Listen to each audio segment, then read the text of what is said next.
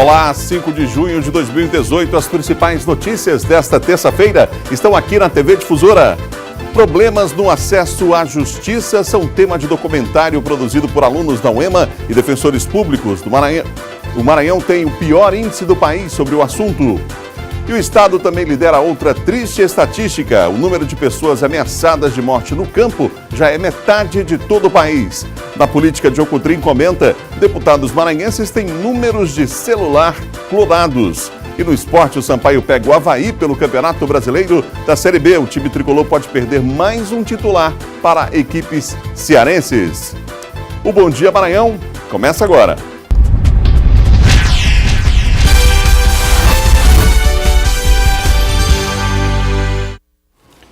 São 7h01, um ótimo dia para você que nos acompanha em todo o estado, aqui pela TV Difusora. Estamos começando mais um Bom Dia Maranhão, uma excelente terça-feira para você que nos acompanha em todo o estado. Nós vamos ver agora como é que começou o dia aqui na capital maranhense. Vamos às imagens aqui da cidade, olha só. Assim que começou essa terça-feira aqui em São Luís, tempo nublado, ontem ainda chuva no final do dia, começo da noite, olha só, tempo nublado, várias nuvens aí carregadas, pode chover a qualquer momento. Já já nós vamos conferir a previsão do tempo para o dia de hoje, não só em São Luís, mas em todo o estado do Maranhão. Imagens na ponte Bandeira Tribúzio, o trânsito vai fluindo tranquilamente nesta manhã. É claro que o fluxo vai aumentando com o passar do tempo, esse é o horário que as pessoas estão saindo de casa, indo para o trabalho, enfim. Mas é assim que amanheceu a capital de todos os maranhenses nesta terça-feira. E o Bom Dia hoje começa mostrando também um problema e uma forma de tentar superá-lo. O Maranhão é o pior estado da federação quando o assunto é o acesso à justiça. Os números que mostram isso são de um relatório, inclusive, respeitável sobre o assunto. Para contribuir no debate sobre esse tema, alunos da Universidade Estadual do Maranhão tiveram uma ideia que virou um projeto de extensão. A produção de um documentário e que teve também a participação de defensores públicos do estado. Saiba mais na reportagem de Laine Correia. Nós somos uma comunidade que nós já sofremos várias reintegrações de posse. Caímos 3 vezes. E aí, a partir do momento que a gente começou a sofrer essa violação de direitos, nós paramos e pensamos, o que é que nós podemos fazer para mudar essa situação, para mudar a realidade da nossa comunidade? O relato é de quem não esperou, mas agiu e garantiu conquistas para a comunidade em que vive. Muitas histórias se cruzam com a de Carmen, mas nem todas conseguem alcançar o propósito. Falta apoio. Quando o assunto é o acesso à justiça, o Maranhão tem o pior índice nacional, de acordo com o relatório Justiça, principal fonte das estatísticas oficiais do Poder Judiciário. O assunto foi uma das motivações para a realização do projeto de extensão de um grupo de estudantes da Universidade Estadual do Maranhão. O trabalho, realizado no período de 2 anos, resultou no documentário Novos Caminhos, Núcleo para Educação em Direitos e Acesso à Justiça. O filme, dividido em 5 capítulos, tem a coordenação dos universitários e defensores públicos estaduais Yuri Costa e Jean Carlos. A ideia principal é a gente desenvolver um tipo de educação em direitos humanos que vá para além do formalismo, que vá para além do encastelamento das instituições públicas, como a Defensoria, o Ministério Público ou o próprio Judiciário, e está um pouco mais próximo daquelas pessoas mais simples para ver nelas as demandas reais, aquilo que elas de fato precisam. A gente reconhece que a realidade brasileira é uma realidade marcada por inúmeras demandas, por inúmeras necessidades. A gente acredita que a solução para essas demandas passa por 2 fatores. Pela participação inadiável do Estado, que precisa assumir a cota de responsabilidade que lhe compete, mas também um fortalecimento da cultura de participação social. No evento também foi apresentada uma disciplina para os estudantes do ensino médio. O conteúdo de cunho optativo será ministrado primeiramente em 2 escolas de tempo integral da capital. Eu acho muito importante participar porque nós, como estudantes, eles devem olhar para a gente, né? E que a gente está aqui para daqui a pouco está assumindo um cargo, uma sociedade, e eu acho muito importante isso, entendeu? O projeto de extensão que incentiva e orienta as pessoas sobre seus direitos tem pretensões maiores, quem sabe se expandir para outras cidades. E o objetivo, naturalmente, é universalizar esse trabalho, mas com cautela, com prudência, de modo que possa se incorporar como um conteúdo necessário de afirmação de cidadania. Excelente ideia do documentário, né? Usar um audiovisual para falar de um tema tão importante que é o acesso à justiça. De parabéns os alunos universitários, também a Defensoria Pública, por participar desse projeto. O diálogo entre a Universidade Pública do Maranhão, a Defensoria Pública do Estado, diálogo extremamente importante para o desenvolvimento aqui do nosso Maranhão e para o acesso das pessoas, do cidadão, você que está nos assistindo agora, que tem um direito de ter acesso à justiça, mas muitas vezes esse direito é negado. São 7h mais 5. Confira agora o nosso Giro de Notícias. Em Caxias, na MA 034, um ônibus escolar colidiu com outros 2 veículos da madrugada de segunda-feira. O ônibus não teve grandes estragos e conseguiu seguir viagem. Já o caminhão e a caminhonete, que seguiam no mesmo sentido na estrada, ficaram parados no meio da pista e acabaram dificultando o trânsito no local. Ninguém ficou ferido. O julgamento dos acusados Alex Nascimento dos Santos e Francisco das Chagas de Souza Lima pela morte do empresário Margion Andrade foi adiado para novembro. A data marcada era ontem, mas uma falha processual causou o adiamento do júri popular. Segundo a denúncia do Ministério Público, Alex Nascimento e o corretor de imóveis Francisco das Chagas estão envolvidos no assassinato encomendado do empresário. Alex Robert dos Santos, caseiro da vítima, e mais um adolescente teriam executado Margion dentro de um terreno no Araçagi. O crime aconteceu em 14 de outubro de 2011. Com a chuva da tarde de ontem, moradores da cidade de Pinheiro tiveram um susto ao presenciar uma forte ventania. De acordo com informações de pessoas que estavam na rua no momento da chuva, tudo foi muito rápido. Na Avenida Paulo Ramos, 2 árvores foram derrubadas pela ventania. Uma casa foi atingida, mas ninguém ficou ferido. Em outro ponto da cidade, bombas de um posto de combustível foram arrancadas. Algumas residências ficaram prejudicadas com o telhado das casas arrancado.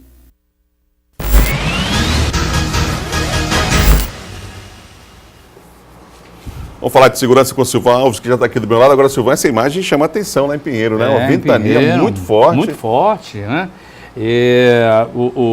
A Defesa Civil deve informar hoje, né, a questão dos prejuízos, né, que foram causados. Houve muitos danos causados, queda de árvore, telhados de residências, né? E o cidadão que acabou sendo atingido pela a placa da bomba lá no posto de gasolina, posto de combustível, né, que também sofreu ferimentos leves. A população ficou assustada, não é? Com a força do vento, não é? E os estragos que acabaram sendo causados no temporal que caiu na tarde de ontem lá na região da Baixada, especificamente lá na cidade de Pinheiro. Ô Silvan, lá na Vila Embratel, o pessoal estava tocando terror lá, inclusive expulsando moradores do bairro. Exatamente. Agiu ontem, prendeu armas, prendeu colete também. Fala pra gente um pouco sobre esse assunto que você destacou ainda há pouco no Bandeira 2. O pessoal do DIAI e também do GSA, que é o Grupo de Serviço Avançado, do 1º Batalhão da Polícia Militar do Estado do Maranhão, eles acabaram conseguindo prender, já havia uma denúncia, reclamação feita por parte dos moradores, de que um grupo, né, a mando de um determinado traficante, que está no complexo penitenciário de Pedrinha, estava expulsando os moradores das suas casas, das suas residências. O pessoal foi lá e acabou conseguindo prender lá na região lá do Citinho, que fica lá na Vila Embratel, Celso José Pinheiro Nogueira e também o Isaías. Aí está as imagens exatamente, olha lá. Das armas, né? Rádio também, rádio de comunicação, droga e mais uma escopeta calibre 12 de repetição com munição e coletes balísticos que, de acordo com a polícia, seriam dos vigilantes que trabalham ali na área da Vale. Além desses 2 aí que foram presos, há ainda 3 indivíduos, 2 deles que seriam lá do complexo penitenciário de Pedrinhas, que saíram na temporada do Dia das Mães e não retornaram, que é o Cabeça de Mapa e o Linguiça, estariam também nessa casa no momento da abordagem, mas eles conseguiram escapar. Os 2, que possuem passagens, né, vários antecedentes criminais, foram encaminhados lá para a delegacia, plantão central lá da Aritaquibacanga, onde eles foram autuados em flagrante por porte ilegal e também por tráfico de drogas, diante da quantidade de drogas, maconha e crack, que a polícia acabou apreendendo em poder desses indivíduos aí. No Maiobó, uma outra ocorrência que chamou a atenção foi relacionada ao estupro de vulnerável, né? O cidadão, ele acabou sendo preso numa ação feita por policiais lá da Delegacia Especial do Maiobó, em cumprimento ao mandado de prisão que foi solicitado pela delegada Maria Eunice e cumprido lá pelo Neto, que é o chefe de captura lá da Delegacia Especial do Maiobão. O Jailson Miranda dos Santos, exato. O Jailson, ele vinha abusando de uma enteada e de uma jovem que era sobrinha da mulher dele. Esses abusos vinham ocorrendo ainda quando elas eram crianças. Só foi denunciado agora porque a avó, né, procurou a polícia e resolveu denunciar. Hoje uma está com 15, outra está com 19 anos, né? Mas elas vinham sofrendo esse abuso que ocorreu nas áreas do município de São José de Ribamar e também lá na região do Coquilho, onde elas moravam. O inquérito foi feito. Um detalhe que chama atenção é que tem imagens aí nesse notebook que foi apreendido pela polícia, onde ele obrigava as vítimas a filmarem as cenas do abuso. Enquanto uma era abusada, a outra filmava, e assim, um negócio absurdo, né? Então o notebook foi apreendido para que essas imagens elas sejam analisadas pelos peritos do ICRIM e elas sejam juntadas também aos autos do inquérito policial que está em andamento lá na delegacia lá do Maiobão. Silvão, um ótimo dia para você. Ok, bom dia a todos. São 7h11. Nós vamos agora à região Tocantina, vamos à Imperatriz, informações com Luiz Carlos Lima. Bom dia, Luiz. Bom dia a todos. Olha, a gente começa a participação mostrando que aqui em Imperatriz há muitas reclamações em relação à demora na emissão dos alvarás de funcionamento das empresas. As principais queixas estão relacionadas à prefeitura. Na mesa do contador, o número exato de quantos alvarás uma empresa precisa para funcionar regularmente em Imperatriz. O problema é a demora na emissão de cada um deles, principalmente o da prefeitura. O seu Amarildo denuncia. Está demorando muito a liberação dos alvarás de funcionamento em Imperatriz. O que a prefeitura justifica? Que não tem servidor, que não tem transporte e nós, profissionais da área da contabilidade, a gente vê que a própria secretaria está deixando muito a desejar ou tem deixado demais a desejar devido que não tem nenhuma instalações adequadas para receber a demanda de Imperatriz. Essa é a mesma dificuldade do seu Odaías. Segundo ele, há meses tenta tirar os alvarás, mas não consegue. Eu, particularmente aqui, eu tenho um alvará que eu estou desde janeiro tentando tirar. E até agora eu não consegui. A pasta responsável pelos alvarás de funcionamento é a Secretaria Municipal de Planejamento, Fazenda e Gestão Orçamentária. Fomos até a secretaria, mas o secretário não estava e ninguém quis falar sobre o motivo do atraso na liberação dos alvarás. Até o final de março, mais de 15 mil empresas estavam em débito, sendo que apenas 10% tinham quitado.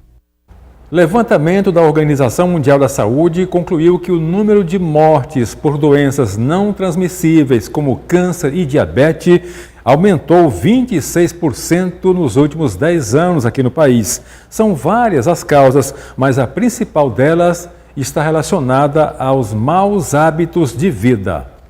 Há 3 anos, seu Clóvis foi diagnosticado com câncer de próstata. Na época, o aposentado tinha 82 anos e, por conta da idade, o médico suspendeu o tratamento de químio e radioterapia. Então, ele ficou sendo monitorado em 3 meses, né?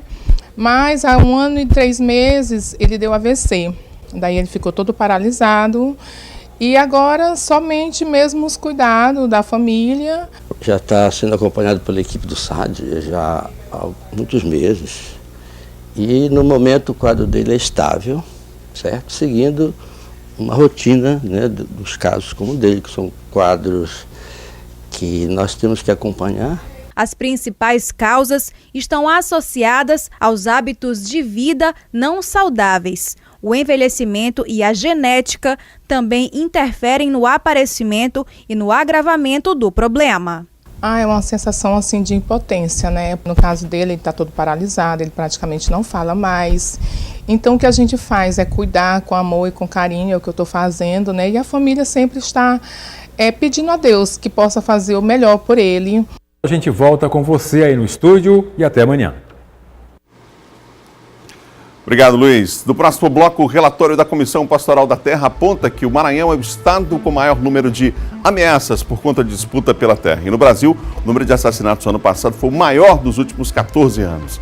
E mais, deputados maranhenses têm números de celular clonados. Nós voltamos já já com o Bom Dia Maranhão. São 7h mais 15 minutos. Bom dia, volta já já.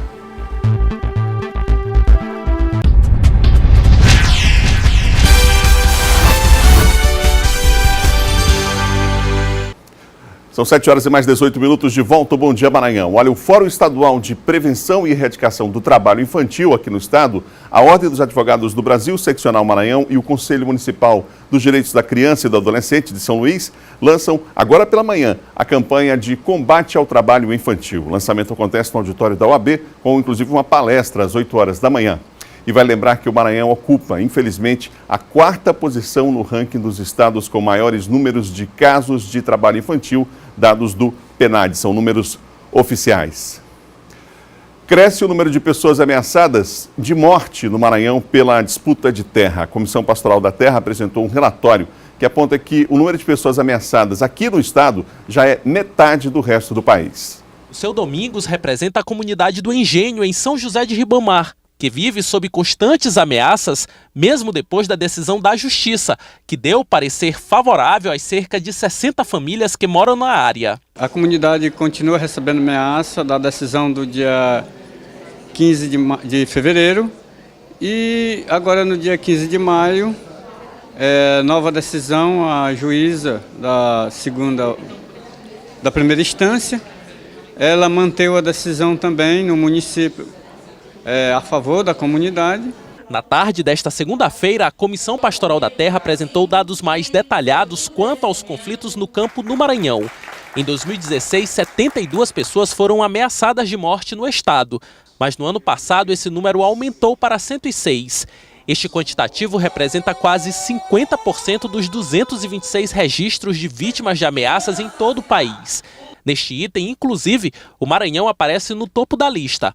Em segundo lugar, figura o Pará, com 41 pessoas pertencentes a comunidades tradicionais ameaçadas de morte. Só no Maranhão, no ano passado, a Comissão Pastoral da Terra contabilizou 208 conflitos no campo. No Maranhão, os casos mais alarmantes envolvem comunidades quilombolas, indígenas, poceiros e até quebradeiras de coco babaçu. Em todo o ano passado, 5 pessoas foram assassinadas no Maranhão. Mas esse número poderia ter sido bem maior. É que, de acordo com a Comissão Pastoral da Terra, outras 65 pessoas foram vítimas de tentativas de homicídio. O motivo é sempre o mesmo: a luta pela permanência na terra, alvo de conflitos. No Maranhão, nós temos em torno de mais de 80 municípios que se intensifica esse número de conflitos, né? E essas comunidades vivem em situações mesmo de riscos, né, de vulnerabilidade, né, e que são comunidades que estão resistindo contra os grandes projetos, né, os interesses do capital, da política governamental que gera essas expulsões e esses conflitos no campo, né. Bom, nós vamos falar mais sobre o assunto aqui no Bom Dia. Nós recebemos o advogado da Comissão Pastoral da Terra, Rafael Silva. Rafael, bom dia. Bom dia.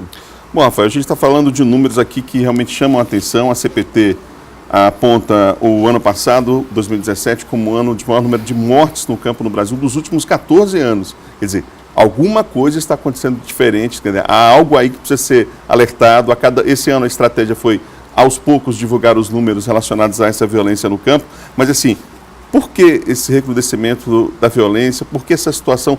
Qual é a análise que é possível fazer desse momento diferenciado e lamentável que vive o país? Bom, diretamente esse aumento do número de conflitos, de assassinatos no campo, de pessoas ameaçadas de morte, tentativas de assassinatos de camponeses, né, e populações tradicionais do campo, isso está diretamente relacionado ao desmonte das políticas públicas de regularização fundiária, né, ao desmonte do INCRA, ao desmonte da FUNAI, aos cortes brutais do orçamento. Só para você ter uma ideia, hoje no Brasil nós temos um orçamento para o ano de 2018, o orçamento inteiro para o Brasil de titulação de terras quilombolas, R$900 mil para desapropriação de terras no país inteiro para quilombolas. R$900 mil? R$900 mil e a área que foi avaliada de menos valor aqui no Maranhão foi mais de R$2 milhões. Ou seja, não dá para desapropriar um imóvel para titulação quilombola.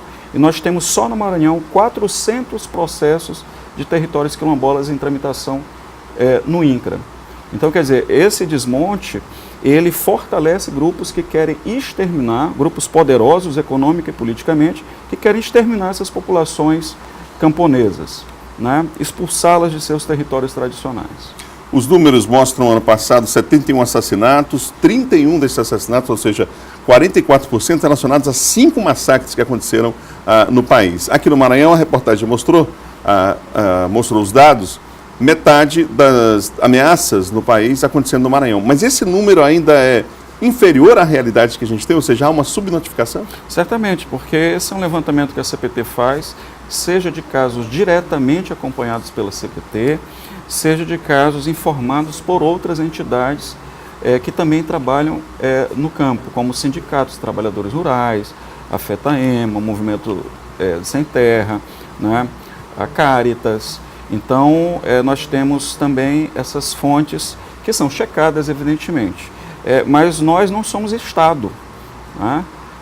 Esses dados seriam dados que teriam que ser levantados pelo Estado. Mas a CPT faz o possível, né? E, infelizmente, esse número ainda não ele não retrata a realidade. A realidade é muito mais grave. Só para se ter uma ideia, nós temos hoje uma situação muito grave em Luiz Domingues, na Gleba Negra Velha. Nós temos 9 pessoas ameaçadas de morte, temos pessoas inseridas em programa de proteção desses camponeses.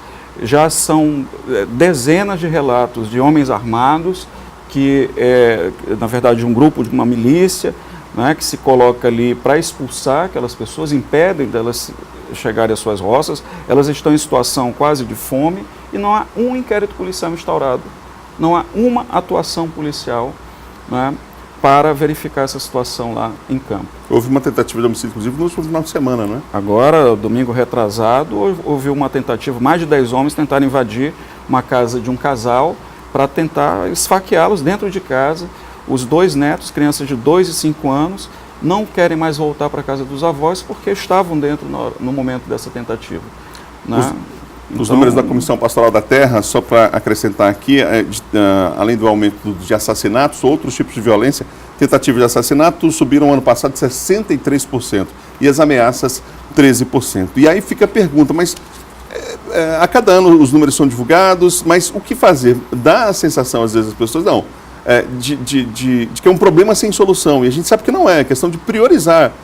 Orçamento é também prioridade, não, Rafael? Isso exige uma atuação das instituições estatais contundente, né? O judiciário precisa estar atento para isso. Há diversas ações em tramitação na justiça.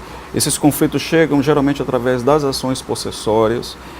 Nós, inclusive, queremos que esses casos, quando há conflito possessório, sejam solucionados na justiça. Agora, é importante que o judiciário tenha clareza de que essas ações possessórias são ações que estão relacionadas a uma dimensão existencial, à vida dessas pessoas, né? E daí a necessidade de priorizar, inclusive, né? Priorizar a tramitação e aos locais de conflito.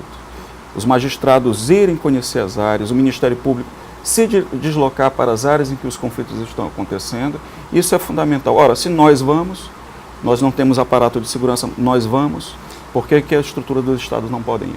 Eu lembrei agora de um caso que virou destaque e deveria ser normal, em São José de Ribamar, quando o juiz se deslocou até a comunidade no ano passado, né, salvo engano, e constatou de fato, o desembargador se deslocou até o local e constatou de fato o que estava acontecendo ali e rapidamente, de imediato, já através de uma liminar, já deu ali a sua leitura sobre o fato e, por sinal, foi recebido também de forma violenta lá no local. O carro dele foi cercado por jagunços, não sabiam que dentro do carro estava o desembargador. Foi cercado por jagunços. O que as pessoas, hoje é possível falar que as pessoas estão denunciando mais, que há inclusive essa articulação maior das pessoas nesse sentido, Rafael? Afinal de contas, a gente está falando aqui em números que às vezes parecem frios, né? Mas em cada número desse há uma vida, famílias estão por trás desses dados violentos. É por isso que na relação dos ameaçados da CPT, há nome por nome, localidade por localidade, data em que os fatos ocorreram, né? Está tudo publicizado. São efetivamente vidas, são mulheres, são homens, há até crianças na relação dos tentativas de assassinato, como indígena Gamela, uma indígena Gamela de 10 anos de idade. Então são pessoas que estão simplesmente lutando para permanecer nos territórios tradicionais aos quais pertencem. A primeira vez que a estatística mostra lá, por exemplo, agora números registrados relacionados às quebradeiras de coco, né? Exato. Lideranças. Primeira vez que nós identificamos quebradeiras de coco entre ameaçados de morte. São 6 aqui no Maranhão. Dos 106 pessoas ameaçadas, 6 são quebradeiras de coco, todas elas coordenadoras do Movimento Interestadual das Quebradeiras de Coco Babaçu. Um movimento conhecido internacionalmente, inclusive. Rafael, obrigado pela entrevista aqui no Bom Dia. Obrigado a vocês. Bom dia. São 7 horas e 28 minutos, vamos mudar de assunto. Quase 900 multas para condutores com uso do aparelho celular ao volante já foram aplicadas de janeiro a abril desse ano aqui no Maranhão. Um dado alarmante para o estado, já que estudos apontam que bastam 4 segundos de distração para um acidente acontecer. Olhadinha rápida no celular só para checar as mensagens ou fazer uma ligação. Observando o trânsito, é fácil flagrar condutores repetindo o que é hábito entre eles, mas é proibido. 869 multas foram expedidas pelo Detran no Maranhão para condutores que utilizaram o aparelho celular ao volante. 295 delas foram para aqueles que estavam apenas segurando o celular. Durante o exame, eles atendem o celular.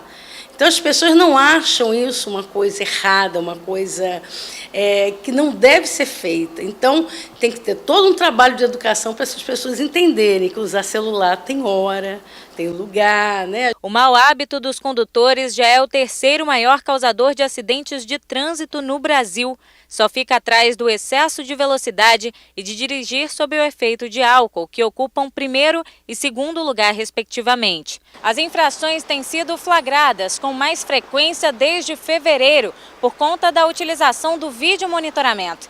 Além de pagar R$ 293,47, o infrator ainda recebe 7 pontos na Carteira Nacional de Habilitação. Esse atual sistema de monitoramento, ele pega um zoom do motorista utilizando o celular. Realmente é muito eficiente, né?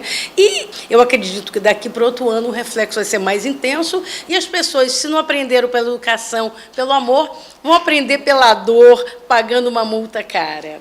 Segundo o coordenador-geral do projeto SOS Vida, a fiscalização é um dos 3 pilares necessários para o trânsito seguro.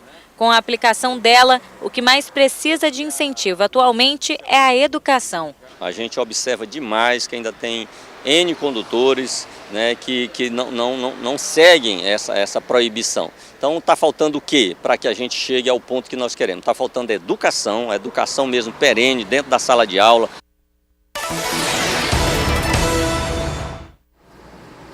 Vamos agora à participação do John Coutry aqui no Bom Dia. Olá, John, bom dia para você, boa terça-feira. Olá, Adalberto, boa terça-feira a todos. Vamos começar falando sobre essa situação aí dos deputados maranhenses que perceberam aí que tiveram os números de celular clonados, John. Sim, Adalberto, 7 deputados maranhenses já tiveram, como você falou, os números de celulares, as contas, né, de WhatsApp clonadas. E ontem, nesse final de semana, aliás, mais algumas vítimas, por exemplo. Como é que eles perceberam, John? Eles perceberam porque alguém avisou por conta do golpe que é aplicado. É o seguinte, por exemplo, a conta do WhatsApp é clonada, aí às vezes você, por exemplo, passa uma mensagem perguntando, estou precisando de valor X, deposita na minha conta que depois eu te repasso, ou seja, é um golpe. E geralmente o valor que não é muito alto, Não é muito alto, exatamente. Para não chamar atenção. E aí eles perceberam isso e denunciaram. Por exemplo, ontem a deputada Elisiane Gama, ela soltou uma nota, divulgou uma nota alertando a todos os seus contatos do aplicativo WhatsApp, dizendo que se recebesse alguma mensagem, alguma ligação, pedindo alguma quantia de valor, ou seja, suspeita, que não era para, digamos assim, cair nesse golpe e alertar as autoridades. Então a Elisiane Gama já foi vítima desse golpe, os deputados Vinícius Louro, Valéria Macedo também já foram vítimas, o deputado federal Kleber Verde foi o primeiro também. O Josimar, né? Josimar e Maranhãozinho, tem o deputado Rogério Cafeteira, Júnior Verde, o Fábio Macedo, e vários deputados acabaram tendo as contas celulares clonadas. É claro que você imediatamente tem que tomar as devidas providências, inclusive comunicar às autoridades, dar queixa para que as providências sejam tomadas. Mas é verdade que houve um caso de um parlamentar que a pessoa que estava pedindo o dinheiro chegou a fazer o depósito, inclusive, na conta indicada no WhatsApp? Já vários exemplos já chegaram sim. No início quando no início dessas tentativas, quando a pessoa ainda não tinha muita noção realmente o que era, muitos chegaram a fazer o depósito. Aí, como agora já está um pouco mais divulgado, já tem uma divulgação maior por conta disso, os deputados agora estão mais atentos. Não só os deputados, Adalberto, mas todo cidadão comum também. Não é só os deputados que estão passando por esse tipo de golpe. Às vezes é importante também o usuário, né, de celular, o usuário que tem suas contas, eles ficarem atentos em relação a mensagens que chegam de banco. Às vezes, muitas das vezes é vírus e acabam clonando sua conta no celular. Então, serve de alerta também, não só para os deputados, como para toda a sociedade aí em geral. Ô John, você já informou aqui no Bom Dia sobre a vinda do presidenciável Jair Bolsonaro aqui ao Maranhão, mas essa agenda foi antecipada? Foi antecipada. A pré-candidata a governadora do Maranhão, Maura Jorge, ela divulgou ontem uma nova agenda do pré-candidato a presidente da República, o Jair Bolsonaro, em relação à sua visita aqui em São Luís, a capital maranhense. No primeiro momento, a agenda do Bolsonaro para São Luís estava marcada para o dia 16 de junho.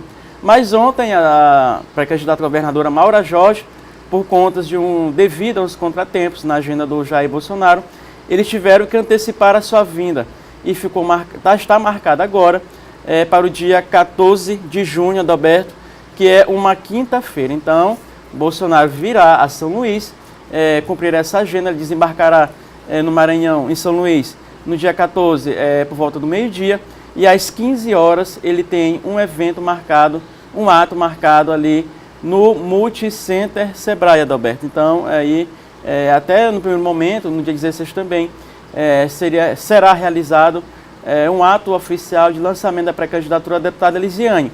Então, seriam os dois atos no mesmo dia, mas agora a agenda do Bolsonaro foi antecipada para o dia 14, e aí os aliados dele, do PSL, os pré-candidatos a governadores, todos estão já montando caravanas do interior para vir na capital maranhense recepcionar aí o pré-candidato Bolsonaro, que hoje figura, Adalberto, na segunda colocação nas pesquisas em todo o Brasil. Então, o Bolsonaro hoje é um candidato que, apesar de não ter o apoio ainda de partido, mas ele hoje ainda desponta, polariza a eleição hoje como segundo lugar. Claro, sem o Lula no cenário.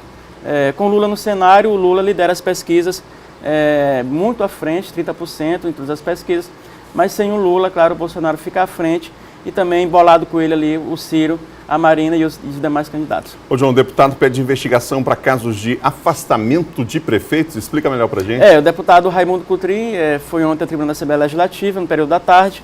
Raimundo Coutrin, que é do PCdoB, e ele fez um alerta em relação a esses prefeitos que estão sendo afastados.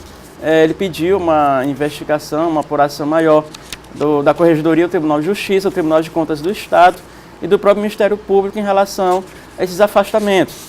O Raimundo Coutrin alerta, Adalberto, e aos que nos assistem neste momento, que isso é prejudicial para o município, porque muitas das vezes o prefeito, por exemplo, o caso do São João do Caru, o prefeito está afastado há 90 dias, e aí se juntou o vice-prefeito e vários políticos no sentido de tomar o mandato dele, se juntou com a Câmara, só que isso está trazendo prejuízo, digamos assim, financeiro aos cofres do município, porque segundo o alerta do deputado Coutrin, acaba gerando muitos gastos com advogados, e quem sofre as consequências depois é o município, que esse dinheiro vai ter que ser, né, o dinheiro foi gasto, vai ter que ser tirado de algum lugar.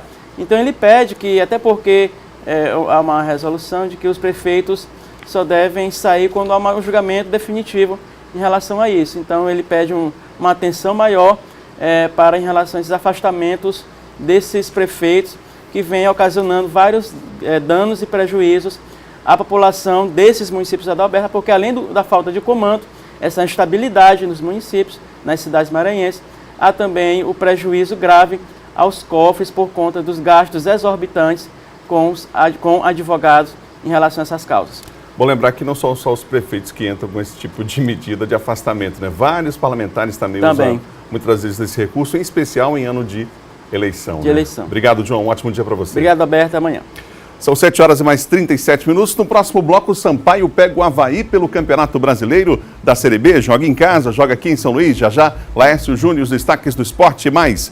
Uma exposição mostra a beleza e a riqueza de uma das maiores manifestações da cultura popular do estado. Bumba Meu Boi, Unidos de Santa Fé. Nós voltamos já já.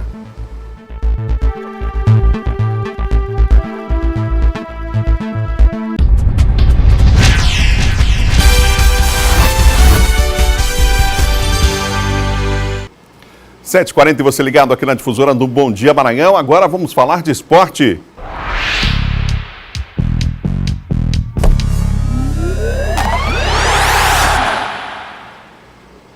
Bom dia, Laércio. Vamos começar falando de Campeonato Brasileiro. O Sampaio joga em casa, precisa do apoio da torcida. Mais uma vez, esse Campeonato Brasileiro é assim, né? Tem que manter a regularidade, né? E aí o Sampaio perdeu lá em Fortaleza de 1-0 e agora tem o Avaí pela frente. E hoje tem uma rodada completa da Série B. São 10 jogos nessa movimentação antes da Copa do Mundo. Teremos toda a 9ª rodada acontecendo hoje. E virá São Luís um dos times que estão entre os 4 classificados atualmente para a Série A do Campeonato Brasileiro, né? Aquele bloco seleto dos 4 melhores da Série B até o momento. E o time tricolor ontem, além de se preparar para encarar a equipe do Avaí, também se preocupa nos bastidores. O presidente foi obrigado a ir ao CT do Sampaio Corrêa durante a noite para tentar apagar um incêndio. Que incêndio é esse? A possível saída de mais um titular do Sampaio para o futebol cearense. Mas confira também, teve novidade ontem lá com a apresentação de mais 2 reforços. O Sampaio terá o retorno de William Oliveira. O volante cumpriu suspensão na partida contra o Fortaleza. Algumas oportunidades a gente não pode perder. E o time do Fortaleza é um time bom. Tá aí líder, né? Mas o nosso time também se impôs em campo, foi bem, mas infelizmente deixamos de sair com os 3 pontos, que é o resultado positivo, ou se não com o empate, né? Que era muito bom para nós. Mas este pode ser o último jogo do William com a camisa do Sampaio. Um dos seus representantes esteve no CT do clube e espalhou a informação de que o Ceará estaria interessado em ter o atleta para a disputa da Série A do Campeonato Brasileiro. Ao ser perguntado sobre se será o último jogo ou se vai jogar hoje contra a equipe do Avaí, o William desconversa. Vou ser sincero para você que eu não sei. Se o William Oliveira pode sair, novidades se apresentaram de forma oficial ao Sampaio Corrêa. Raul e Matheus Santana.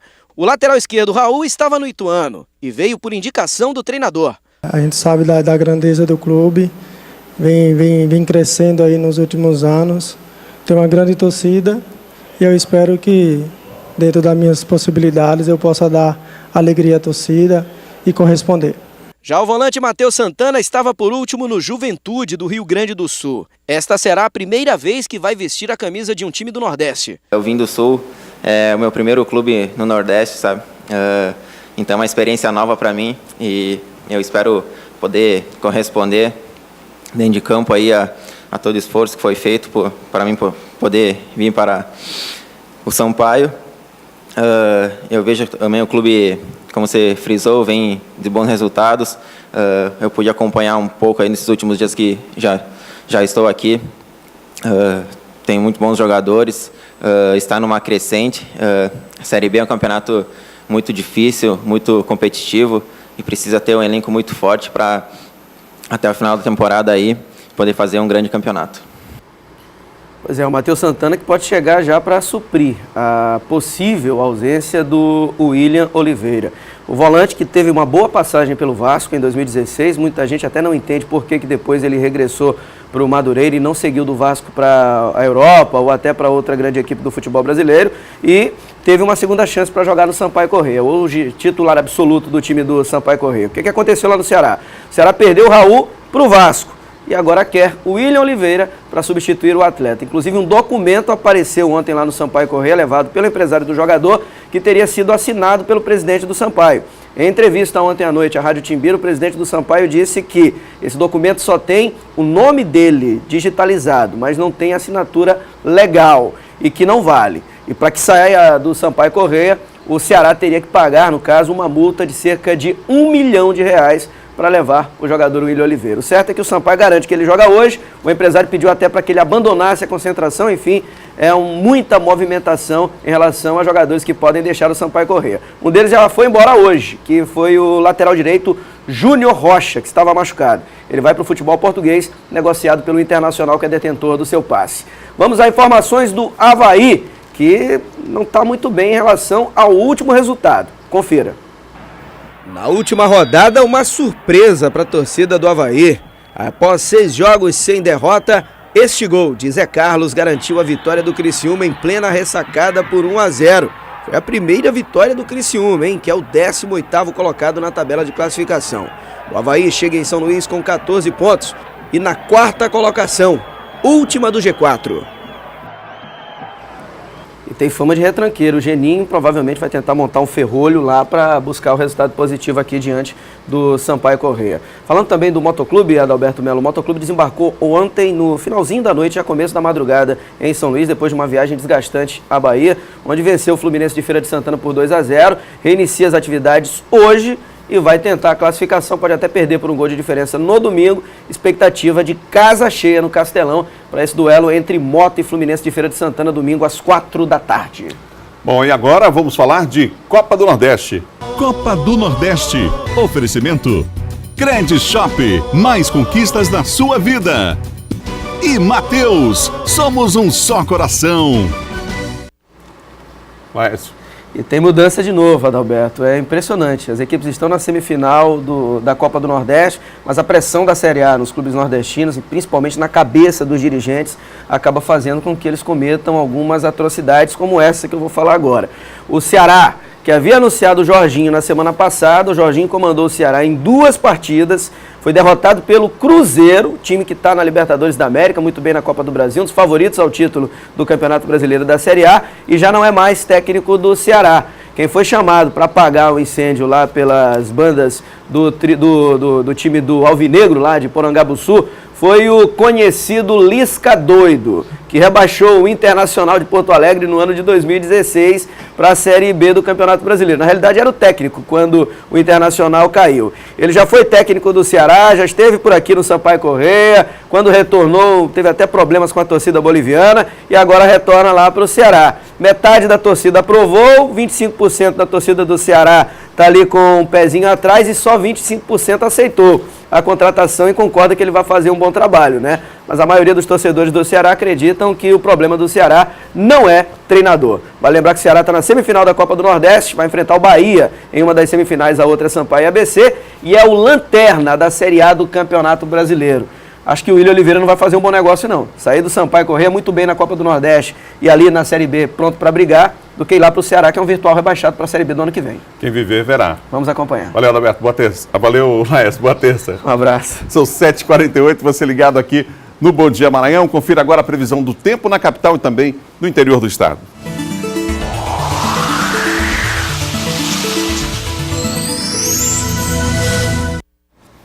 Em São Luís, faz sol com muitas nuvens durante o dia, período de nublado com chuva a qualquer hora, mínima de 24, máxima de 30 graus. Em Imperatriz, faz sol com algumas nuvens, não chove hoje em Imperatriz, hein? A previsão é essa, mínima de 20, máxima 34 graus. Em Carolina, algumas nuvens aí, pode chover, mínima de 21, máxima de 34 graus em Carolina, na região sul do estado. Vamos ver agora a tábua de marés?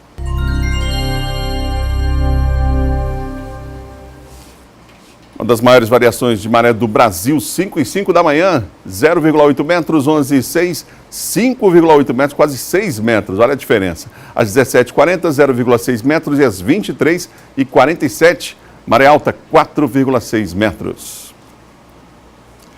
Uma exposição no Centro Histórico mostra aqui na capital a riqueza de um dos mais importantes grupos folclóricos do estado, Bumba Boi Unidos de Santa Fé.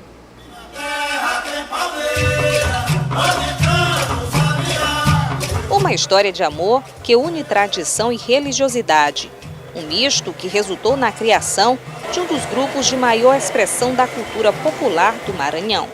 Unidos de Santa Fé tem 30 anos e 180 participantes. O grupo, que surgiu na Baixada Maranhense, foi fundado por Zé Olinho, um homem apaixonado pelo Bumba Boi.